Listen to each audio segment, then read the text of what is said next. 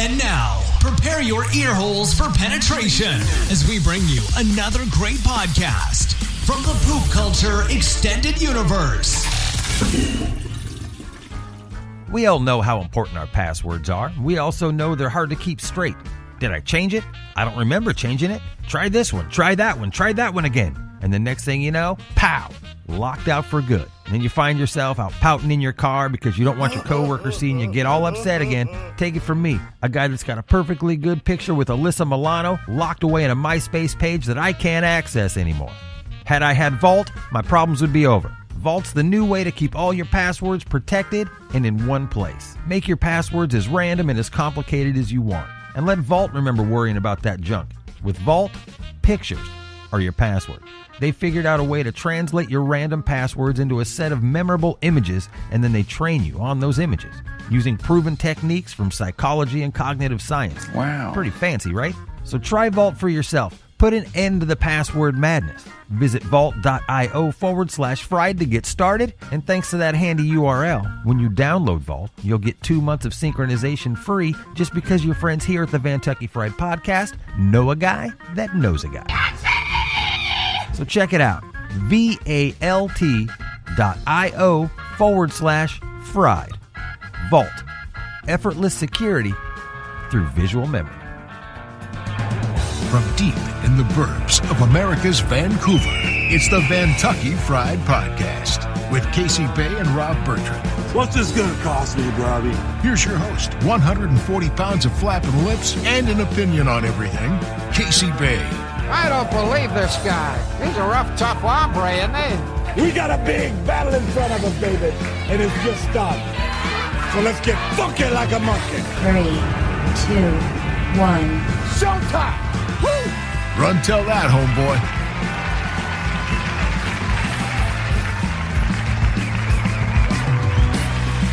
Well, welcome in to another edition of the Vantucky Fried Podcast.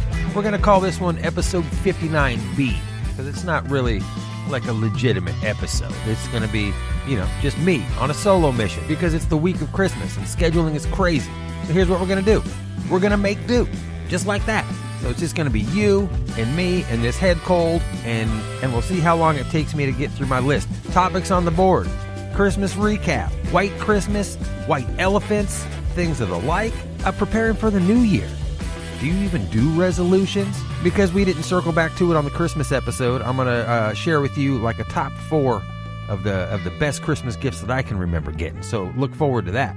And if you play your cards right, I might throw a song at the end for you. We'll see how it goes. As I said, 59B of the VFP. Here we go. Let's talk Christmas recap.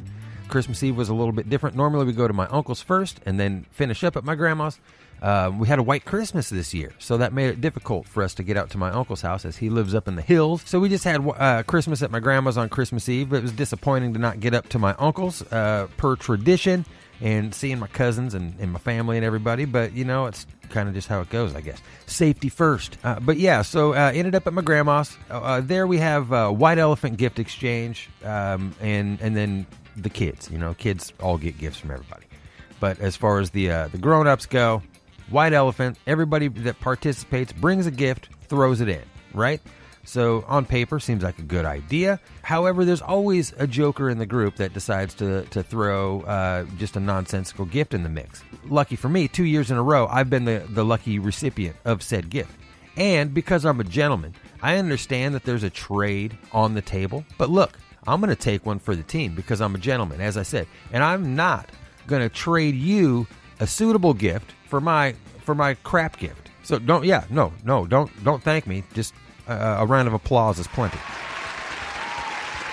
So yeah, 2 years in a row, I come up a little short in the White Elephant gift exchange, and that's fine. I'm not there for gifts, and I don't really give a crap, to be perfectly honest with you. What I do want to say about it is, look, no matter what the price point is, I don't care if it's a $5 limit or a $500 limit. Just throw something in there that you wouldn't mind getting in that price point. This is a surprise, Clark. This is just a real nice surprise. Just a real nice surprise. It's simple. For crying out loud, take the $7 and like spend it on something. Buy yourself a Julius while you're at the mall. Why settle for ordinary when you can have extraordinary hand-blended orange Julius smoothies and 8 unexpected real fruit flavors? You know, maybe, I don't know, take your car through the car wash. There's a lot of things you can do with that $7 besides throw it into the White Elephant gift pool, knowing full well that you're not going to take it home with you. You know, just something to think about. Don't put something in that you wouldn't want to get yourself, right? Simple logic, whether that's office rules, no matter where you're at, just use that. It's a good thing to keep in your repertoire. But that's how I feel about white elephants. I mean, it just is what it is. Whatever. White elephant gifts, wasn't exactly a winner, but we'll see. I mean, who knows? There's always next year, right? I mean, there's always next year. White Christmas. Let's circle back to that for a second. Can you imagine Freckleface having sisters as cute as that? It's incredible. We don't have a lot of white Christmases up here. Like they're few and far between. And Christmas Eve, it started snowing. And at first you're like, crap, I got to drive around. And it always turns into chaos because we don't get a lot of that weather up here. So people get crazy in the snow driving wise. And it just turns into a nightmare. So treachery aside, it was cool to watch the snow fall. Well, you have the holiday movies and everything's got a snow setting. All the lights look cooler with the snow coming down and the white reflection. I hate foul weather. I don't like it. I like to see the snow for a minute and then I'm done with it. Christmas Eve, watching it snow, could have watched it all day. You know, my wife was getting a little huffy about it, knowing we had to get out and navigate in it. And I'm like, look, give it a pass. It's the holidays. We don't get a white Christmas every year. Let it go. And, my daughter thought it was the neatest thing in the world. My son, like me, hates the snow. So he's like, yeah, whatever. I ain't going out there without an umbrella. And he wasn't kidding around. He did not go out without an umbrella. So anyway, yeah, white Christmas, good Christmas, white elephant gifts aside. Hell, it was solid. I got a bunch of cash and prizes. Nothing to be upset about. I got the Atari Classic, plug-in multi-game console. My wife gave me the green light to book a flight down to spend a weekend with San Diego Jeff. So that's an added bonus I wasn't even contemplating, but here we are. Looking for flights, getting ready to book that. That should be fun. Oh, and then as I tweeted, my mom got me not one, but 2 new sets of Sony headphones. My coveted MDR 7506s. Love these headphones. I'm on my 3rd set. She got me sets 4 and 5. God bless them. You just can't beat these headphones. So now I'm going to pull a fresh pair out of the box. I'm going to take my trusty ones, move them over to mic 3, and Rob Bertrand, he's going to get himself a fresh pair over there on mic 2. Look at that. That's Santa Claus at its finest right there. So thanks again, Mom.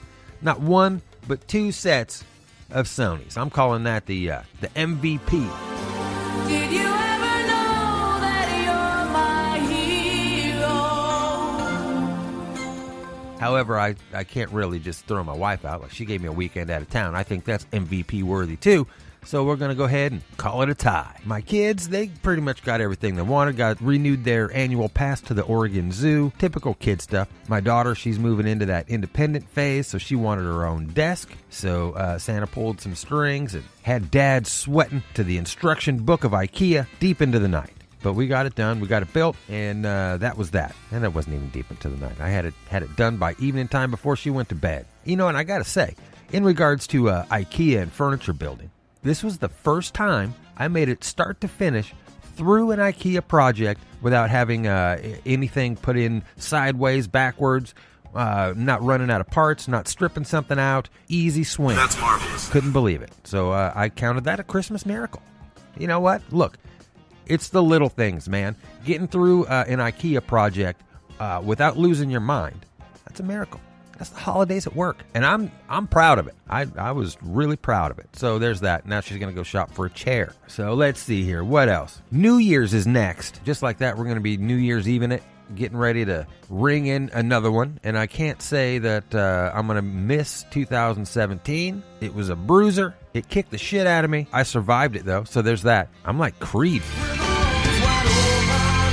Just waiting for 2018 to get here. I'm ready to usher that thing in with the warmest of welcomes. I feel like there's a lot to look forward to in the upcoming year. The show is finally getting a little bit of traction, a little bit of a following on Twitter, which I think is amazing. And hell, we're doing way better than I ever thought it would, so we're winning all the way around. But now, it's time to shift gears a little bit and see what we can do in the new year. So I'm excited to try some new stuff out. I'm really looking forward to getting more local interviews in here and just showing you the greatness of our little community that is Vancouver, Washington, USA. We got a lot of cool stuff going on here. Not to mention, we're like one of the hippest places on the West Coast, which I don't love, but I think it's cool that we're being acknowledged finally. So, yeah, I don't know what your New Year resolution is, but I don't really do these things. They don't follow through anyway. So, I mean, why bother, right? However, one time I did set the New Year resolution that I was going to quit smoking cigarettes, and I did that night. Like, I went cold turkey, New Year's Eve,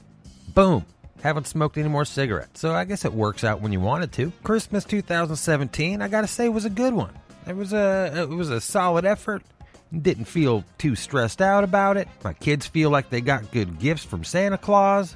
I mean, it's hard to be upset about all that. My wife was happy. So yeah, man, you think about your New Year resolutions. I'll do the same, and we'll save that story for another time. Into the lane, Bay, straightaway shot, good. Casey Bay, that's a big 13-footer for CB. The Vantucky Fried Podcast. Do you have any idea who I'm talking about yet?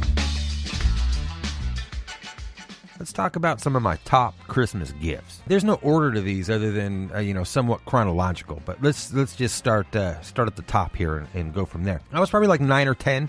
Somewhere in that age. I was around my daughter's age, I'm pretty sure. And we were over at my grandma's. On the tree was a card with my name on it. Opened it up, and it was a gift certificate from my Uncle Paul to a local record store in North Portland that is now defunct. And I had the luxury of money in my pocket to go and buy anything that I wanted for my musical enjoyment. And it was one of those first times of just feeling like you're mature and you're going to go and buy something that's not some kiddie crap. You're going to go out and you're going to buy something good. And I knew what I wanted. It was simply a matter of if my mom was going to let me walk out with it. I circle around, I find it, Guns N' Roses, Appetite for Destruction. And I pick it up, walk it towards the counter, say this is the one I want. And lucky for me, she didn't bother to look at the explicit content sticker. She didn't notice that there was swear words on it. And next thing I knew, I was the proud owner of it. Every Christmas, that always seems to roll around. And I think about it at least once throughout the holiday season every year.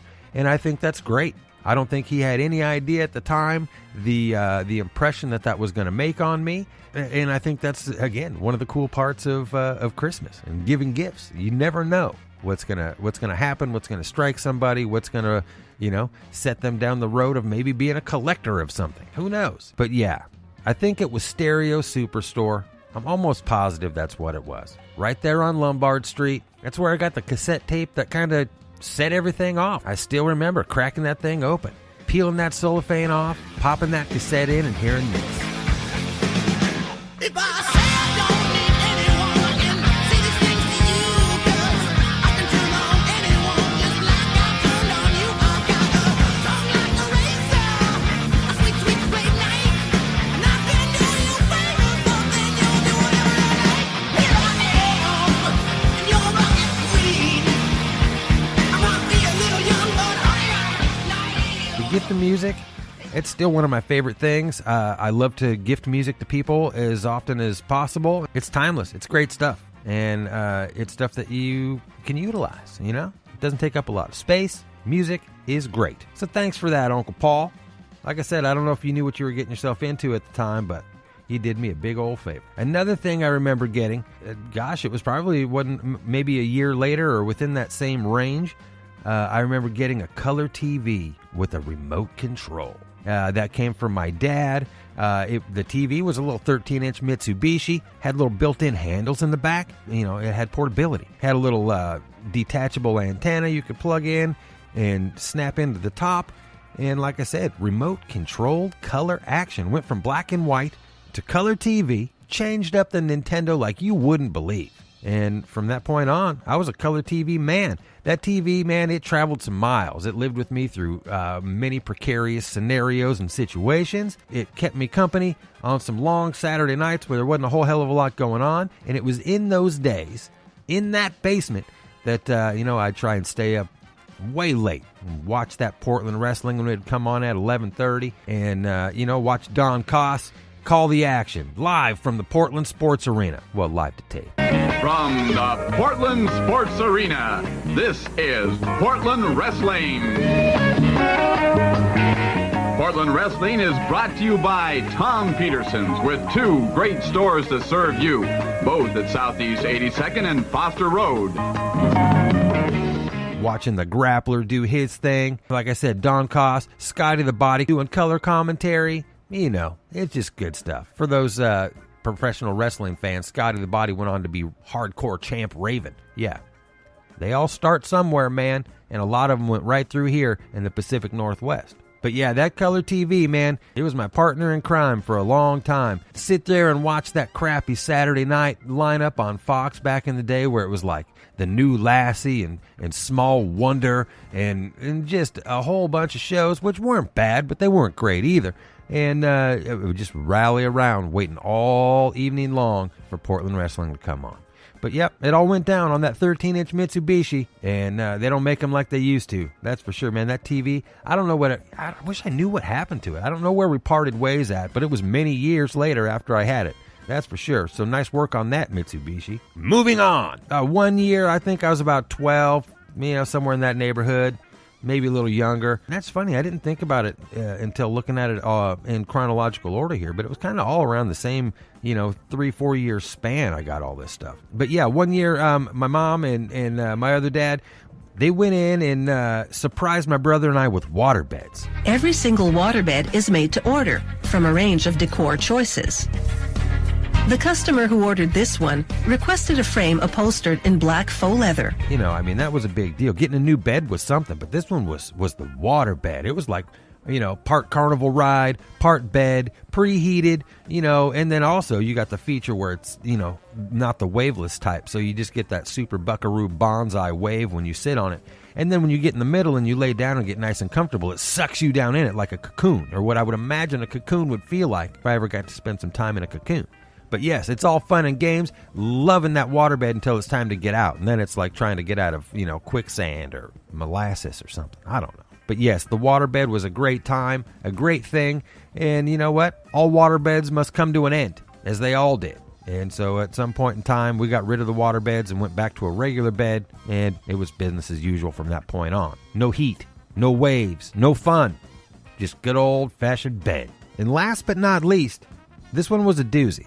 And it stands out because not a lot of times this has been done for me. And it was when my girlfriend at the time, now my wife, went out in the heat and the fervor of the Nintendo 64 release. Nintendo 64. Power up. Speed. Bow.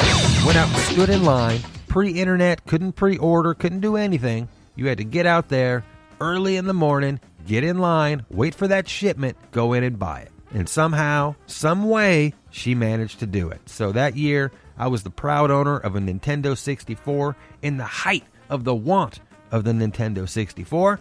And she opened my horizons up and let me experience Mario 64 and GoldenEye and, all those good games on Nintendo 64 that we would sit in our hotel room when I was an electrician, working up in Seattle, spending our evenings smoking weed and shooting each other dead on GoldenEye. Good times, man. I miss those days. But yeah, the Nintendo 64, that was a big deal getting that thing, and it was just revolutionary at the time. It provided me hours upon hours of entertainment. It was the gift of like, wow, you did that for me. You got knowing the effort that it took to go out and do that. That wasn't a no big deal. Hey, I'm just going to swing in and grab something at Target real quick. That was execution. That took planning. It took a lot of effort and a lot of uncomfortable line standing. What do you do after somebody gives you a gift like that? You make them wait nearly a decade and you marry them like a gentleman. So gifts, they can be just a, hey, here you go. Or it can be something with a little bit of thought put behind it, can last you a long time, or be that thing that you can actually utilize and appreciate. Or it might be the thing that stands the test of time in your mind, or that goes along every time somebody fires it up, makes you remember that person, or that thing, or that year, or that time when that all went down and you got that deal. Because that's what, to me, that's the magic of the holidays. It's that one time a year where you can shoot the moon, and it just might happen. So I hope you had a good one. I hope you and yours were able to celebrate, catch up, get to hang out with those people that simultaneously you love, but they drive you nuts. And you get to experience the holiday, to slow it down a little, to just enjoy each other's time, to not worry about the gifts so much, to just do everything we can to help keep the tradition alive, to help show people we appreciate them and that we care about them. To me, that's the holidays. That's what it's all about. I almost forgot to tell you, I got a present for you. How about an excerpt from the #1 New York Times best-selling author Jennifer Weiner and her novel, Who Do You Love?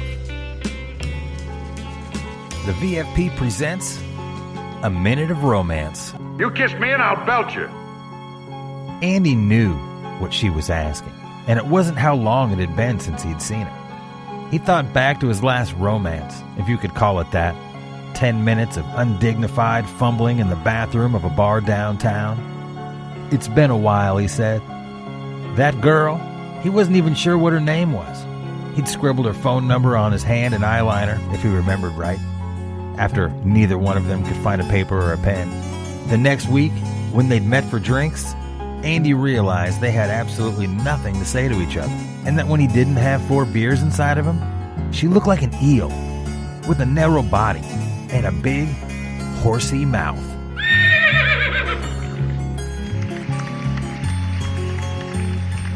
So anyway, we'll be back next week.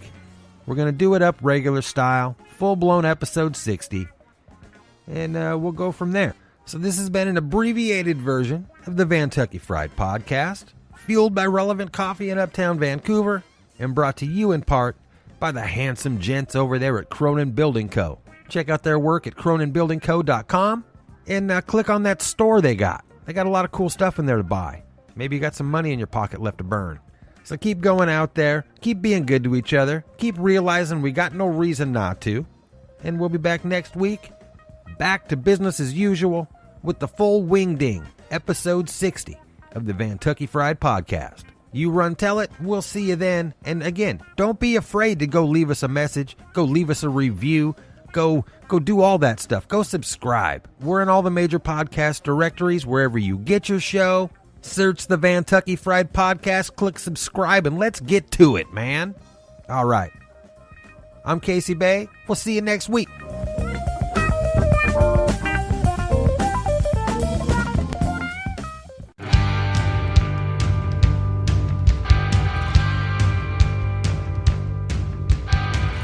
I told you if you were good, I'd play you a song from their record, Big Red Letter Day. Check this one out. Buffalo Tom, Soda Jerk, on the Vantucky Fried Podcast.